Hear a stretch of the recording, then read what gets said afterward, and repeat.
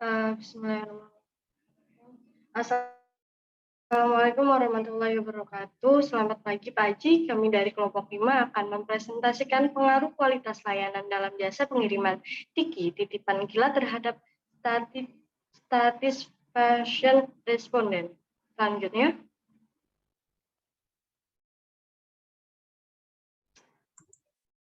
yang beranggotakan Muhammad Ronaldi, Nabil Al-Muarifin, Fadil Daifullah Bustamin, Khalifah Sakira Lausalam. Selanjutnya,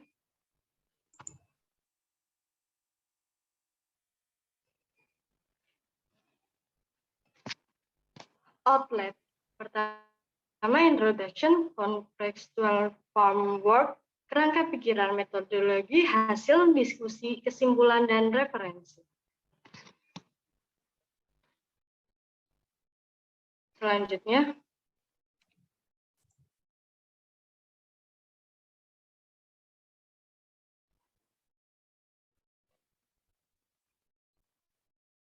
introduction. Teknologi telah berkembang pesat dan sangat memudahkan pekerjaan manusia.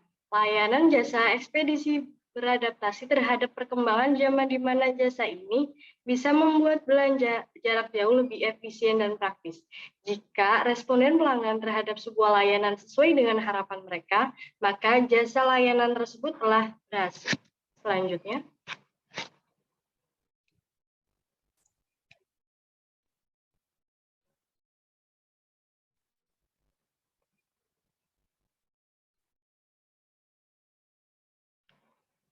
tujuan dari penelitian ini yaitu menentukan tingkat hubungan kepuasan pelanggan dengan variabel layanan. Kedua, mengidentifikasi variabel kepuasan pelanggan yang paling berpengaruh dan masih perlu ditingkatkan. Tiga, menentukan strategi terbaik untuk meningkatkan kualitas layanan. Selanjutnya akan dijelaskan conceptual framework. Pada penilaian kuesioner kami menggunakan 4 aspek penilaian, yaitu yang pertama harga, yang kedua kecepatan, yang ketiga kualitas pelayanan, hingga keselamatan barang itu sendiri dalam pengiriman. Kerangka pemikiran. Pada analisis kuesioner kali ini, kami melakukan 4 penilaian, yaitu harga, kecepatan, kualitas pelayanan, dan keselamatan barang. Dan kita mendapatkan kesimpulan yaitu kepuasan pelanggan. Metodologi. Kami menggunakan metodologi pengumpulan data menggunakan kuesioner dan menggunakan teknik analisis structural equation model atau SEM. Hasil. Untuk tes RIM, model pengukuran harus dapat memenuhi kriteria minimal yang ditetapkan oleh teori. Model pengukuran digunakan untuk menguji validasi instrumen penelitian melalui rating stress faktor lambda pada rentang 0,4 hingga 0,7 dengan mempertimbangkan kesesuaian instrumen interogasi. Langkah selanjutnya adalah menganalisis kesesuaian standar CR dan AVI untuk menentukan keandalan data survei. Pada gambar berikut ini adalah konstruk reliability dan validity. Diketahui bahwa nilai CR untuk setiap variabel lebih besar dari 0,6. Sehingga dapat dikatakan bahwa variabel yang digunakan dalam penelitian ini reliable. Dan juga diketahui bahwa nilai AVE untuk setiap variabel lebih besar dari 0,5. Sehingga variabel yang digunakan dalam penelitian kali ini dapat dikatakan valid. Pada gambar berikut adalah proses uji structural equation modeling atau SEM. Model ini memenuhi asumsi model fit dan dianggap cukup baik dalam mengestimasi perubahan variabel dependen dengan kepuasan pelanggan.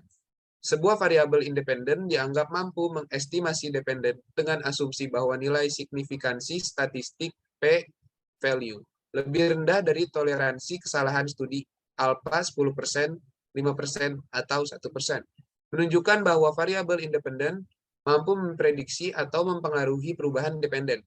Hasil pengolahan data untuk pengujian validitas secara konvergen dan signifikansi.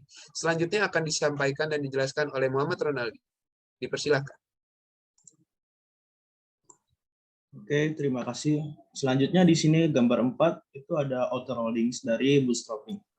Menunjukkan bahwa semua butir pernyataan memiliki nilai loading faktor lebih besar dari 0,5 sehingga semua butir pernyataan valid secara konvergen dan nilai p-value untuk semua instrumen butir pernyataan lebih besar dari 1,96. Oleh karena itu, dapat disimpulkan bahwa instrumen yang digunakan dalam penelitian itu signifikan. Next. Selanjutnya di sini ada gambar 5 yaitu diskriminan validity. Instrumen pengujian dapat dikatakan valid secara diskriminan jika nilai loading vektor untuk variabelnya sendiri lebih besar daripada variabel lain. Hasil pengolahan data pada gambar 5 di atas menunjukkan bahwa setiap variabel memiliki nilai loading vektor yang lebih besar untuk variabelnya sendiri. Oleh karena itu, instrumen pada penelitian ini dapat dikatakan valid secara diskriminan. Next.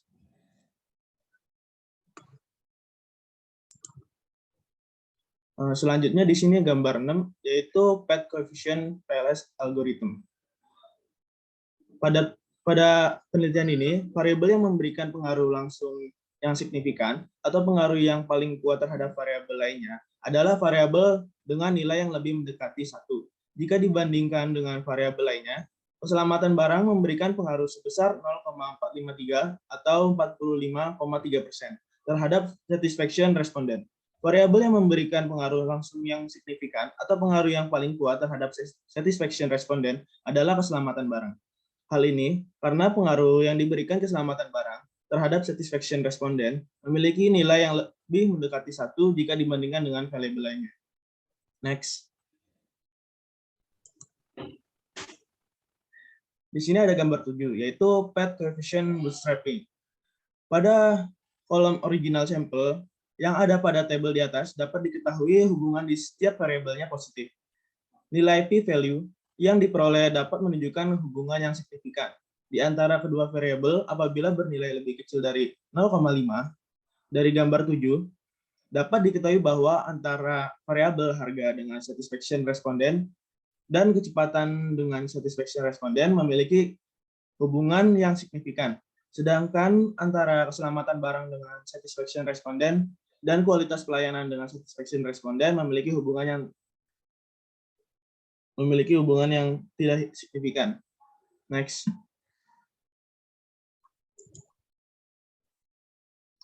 Selanjutnya ada gambar 8 yaitu R-square. R-square menunjukkan seberapa besar variabel independen mampu menjelaskan variabel dependen. Satisfaction responden merupakan variabel dependen dan ketiga variabel lainnya yaitu harga, kecepatan, keselamatan barang, dan kualitas pelayanan merupakan variabel independen berdasarkan perolehan data. Pada gambar 8 diketahui bahwa R-square untuk satisfaction responden adalah sebesar 0,793 atau 79,3%. Sehingga dapat disimpulkan bahwa variabel independen dapat menjelaskan variabel dependen sebesar 79,3%. Dan tersisa 20,7% yang harus dijelaskan oleh variabel independen lainnya yang belum termasuk pada data yang digunakan. Next. Dan yang terakhir itu ada gambar 9 yaitu model fit. Model fit yang baik mampu menggambarkan hubungan yang baik antara measurement model dengan inner model. Berdasarkan data yang telah dikumpulkan, suatu model fit dapat dikatakan baik apabila memiliki nilai SRMR di bawah 0,8 dan nilai NFI yang tinggi.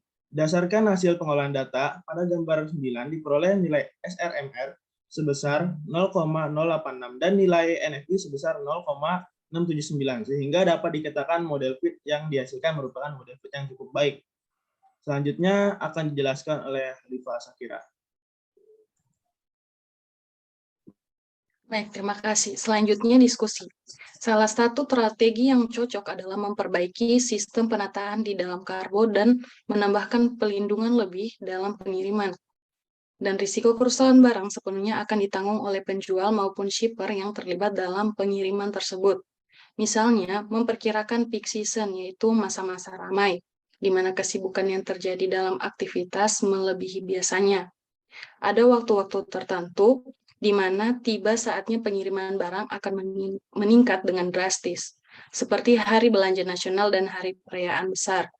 Strategi lain adalah menambahkan kendaraan pengiriman agar dalam pengiriman di perayaan besar dan belanja nasional tidak overload yang bisa menyebabkan barang pecah atau rusak. Next. Selain itu, penting menjaga komunikasi dan transparansi dengan konsumen, yaitu dengan memberikan informasi terbaru jika ada kerusakan pengiriman dan lain-lain, sehingga konsumen tidak berekspektasi bahwa paket akan sampai dengan selamat. Strategi yang tak kalah penting adalah menyadarkan karyawan dalam hal ini kurir akan pentingnya kepuasan pelanggan. Oleh karena itu, semua personil harus menjaga produk safety untuk menjaga kepuasan pelanggan. Next. Dari sini kami dapat menyimpulkan yang pertama, variabel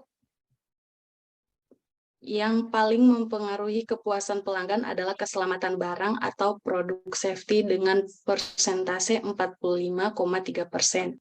Yang kedua, memperbaiki sistem penataan di dalam kargo dan menambahkan pelindungan lebih dalam pengiriman.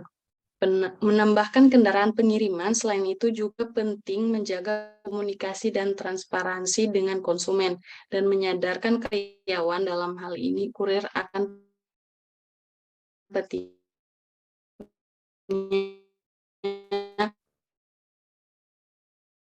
produk safety. Kemudian yang terakhir, harga memberikan pengaruh satisfaction responden. Kecepatan memberikan pengaruh sebesar 0,089 atau 9% terhadap satisfaction responden. Keselamatan barang memberikan pengaruh sebesar 0,453 atau 45,3% terhadap pengaruh sebesar 26% terhadap satisfaction responden. Mungkin sekian dari kelompok kami. Terima kasih. Universitas Pertamina, Be Global Leaders.